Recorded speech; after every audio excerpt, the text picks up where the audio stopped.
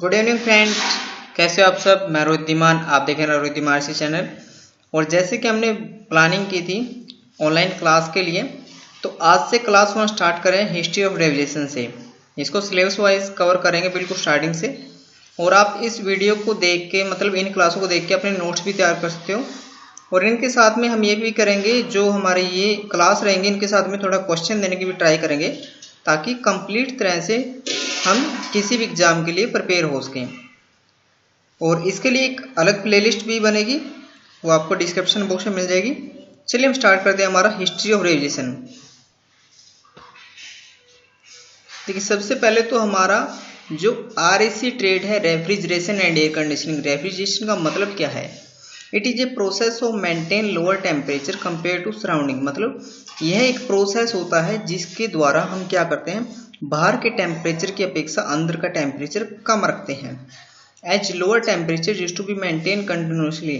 और अंदर का टेम्परेचर लगातार मेंटेन रहे, कम रहे, so refrigerator must run on a cycle. तो हमारा जो रेफ्रिजरेटर है वो एक साइकिल के ऊपर काम करता है। मतलब इसके अंदर करना क्या होता है कि हमारा जो अंदर का टेम्परेचर है उसको बाहर के टेम्परेचर से कम रखना होता है। और यह टेम्परेचर हमारा लगातार मेंटेन रहे, मतलब बाहर के टेम्परेचर से लगातार कम रहे, तो उसके लिए हमको एक साइकिल की जरूरत होती है जिसके ऊपर ये काम कर सके। और इस प्रोसेस के अंदर हमारा क्या होता है, रेफ्रिजरेशन सिस्टम होता है। और रेफ्रिजरेशन मेथड के लिए हमको कौन कौन सी विधियां या मेथड यूज करने होते हैं? By chemical method, by contact या बाय हीट अप। अब बाय केमिकल मेथड क्या होता है? इसके द्वारा जब रासायनिक क्रिया होती है तो उसकी क्रिया के पूरा होने में ऊष्मा क्या होती है, अब्जॉर्ब होती है।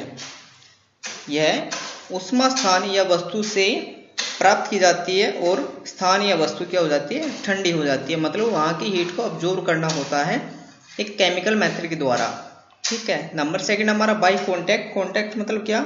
जब कोई वस्तु जिसे ठंडा करना हो उसे कूलिंग मीडियम के संपर्क में लाया जाता है, तो वह वस्तु संपर्क में आने से क्या हो जाती है, ठंडी हो जाती है और उसकी ऊष्मा बाहर निकल जाती है।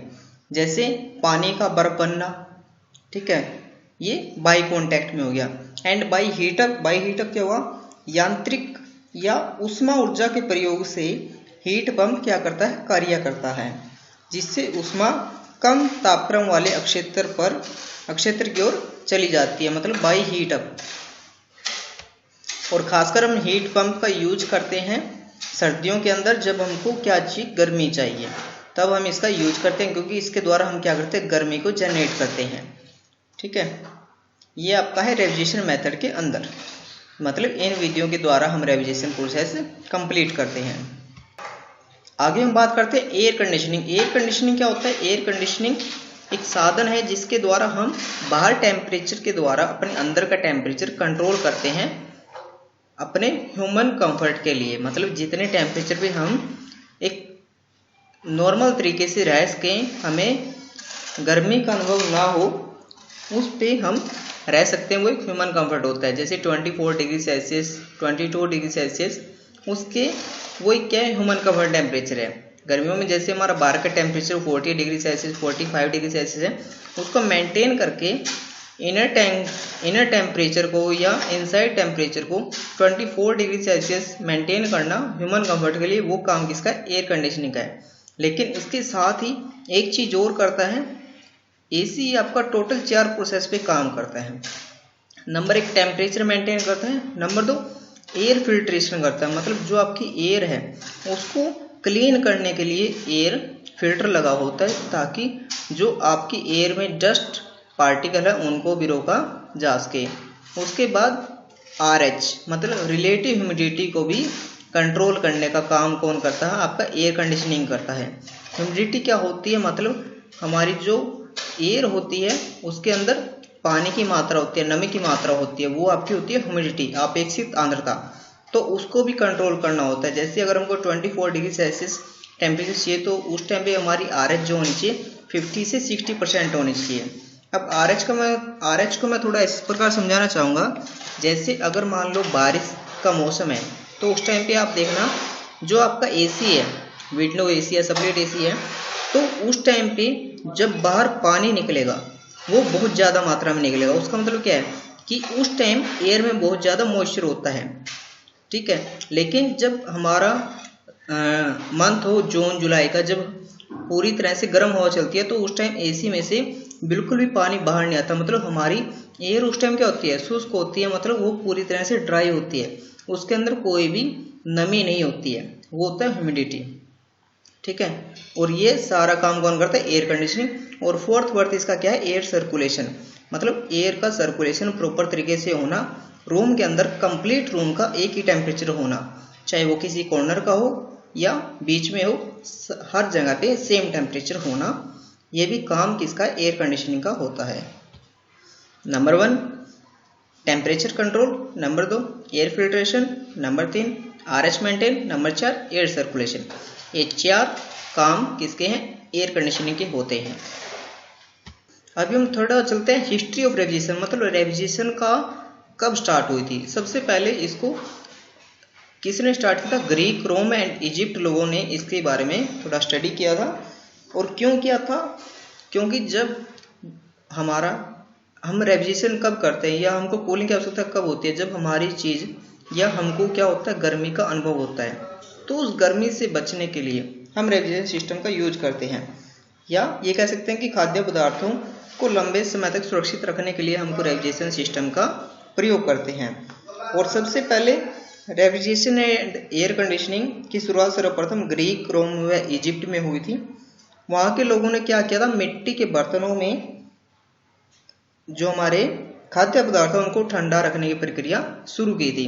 लेकिन वो भी कुछ ज़्यादा लंबे समय तक नहीं चल पाया था मेथड, क्योंकि उसके द्वारा भी केवल 1 दिन या 1.5 दिन ही कोई खाद्य पदार्थ ठंडा हो सकता था, मतलब सुरक्षित रखा जाता था। उसके बाद क्या हुआ, कुछ समय बाद चीनी लोगों ने किसका, प्राकृतिक बर्फ की सहायता से खाद्य पदार्थों के टेम्परेचर को कम करना चाहा। लेकिन उसके अंदर भी मतलब दूर से बर्फ लाने में मेल्ट हो जाना या बर्फ का अत्यधिक लॉस हो जाना वो ज़्यादा होता था, तो उस प्रकार भी अच्छी प्रकार से रेफ्रिजरेशन सिस्टम या खाद्य पदार्थों को सुरक्षित रख पाना मुश्किल हो गया था। लेकिन इसके बाद क्या हुआ, 1834 ईस्वी में वैज्ञानिक जैकब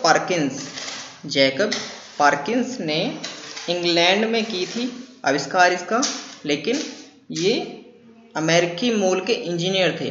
इन्होंने artificial ice was made by this device, इस यंत्र के द्वारा कृत्रिम बर्फ बनाई गई थी। क्योंकि जो पहले चीनी लोगों ने यूज की थी वो कौन सी थी, प्राकृतिक बर्फ जो पहाड़ों पे थी, लेकिन इसने कृत्रिम बर्फ का आविष्कार किया था 1834 ईस्वी में इंग्लैंड के अंदर। लेकिन रेफ्रिजरेशन कब बनने स्टार्ट होते, 1923 में फ्राइजडाइट ने इंट्रोडक्शन किया था इसका रेफ्रिजरेशन का, 1923 ईस्वी में, ठीक है। लेकिन थोड़ा सा मैं आपको क्लियर कर दूं, कुछ बुक के अंदर दिया गया 1918 में सबसे पहले रेफ्रिजरेटर बना, जिसको अमेरिका में फेराइट नाम की कंपनी ने बाजार में उतारा था, ठीक है। और इसके बाद दिया गया 1926 में ऑटोमेटिक श्रेणी का रेफ्रिजरेटर बाजार में आया, जो बहुत अधिक प्रयोग होने लगा, ठीक है। मतलब अलग अलग दिए हुए हैं, लेकिन ज़्यादातर बुक में 1923 दिया हुआ कि 1923 में रेफ्रिजरेटर बनने स्टार्ट हो गए थे, या सबसे पहला रेफ्रिजरेटर 1923 में बना था, ठीक है। तो ये थी इसकी हिस्ट्री। अब थोड़ा आगे चलते हैं कि RAC इक्विपमेंट, मतलब कि आज के टाइम पे अगर हमको इसकी ज़रूरत है, रेफ्रिजरेशन एंड एयर कंडीशनिंग की इक्विपमेंट की ज़रूरत है, तो वो क्यों ज़रूरत है। जैसे हमारे refrigerator, air conditioning, water cooled, cold storage, मतलब कोई भी चीज़ है, हम इसके द्वारा अपने ह्यूमन कंफर्ट के लिए या आवश्यकता के अनुसार उसको यूज़ करेंगे। कैसे, जैसे कार, बस, हवाई जहाज, समुद्र, इन सब में हम क्या करेंगे, कूलिंग सिस्टम यूज करेंगे, मेडिसिन को सुरक्षित रखने के लिए, ठीक है, या बर्फ निर्माण के लिए, ठीक है। तो इस प्रकार से अलग अलग इक्विपमेंट का हम यूज करते हैं, जैसे refrigerator, air conditioner, water cooled, cold storage. Cold storage में क्या होता है, खाद्य पदार्थों को लंबे समय तक सुरक्षित रखने के लिए। Deep freezer, split air conditioner, automobile air conditioner, ठीक है। और हमारे आइस फैक्ट्री हो गई, कोल्ड स्टोरेज होगी, display case, walk in cooler, milk cooler, etc। आज की वीडियो में इतने। प्लीज़ इस वीडियो को लाइक करें एंड शेयर जरूर करें अदर पर्सनों के साथ। जिन बच्चों ने अभी तक चैनल को सब्सक्राइब नहीं किया सब्सक्राइब लें। और कोई आपका क्वेश्चन रहता है तो कमेंट बॉक्स में जरूर लिखें, जिससे कि उस क्वेश्चन का आंसर देने में आसानी रहे।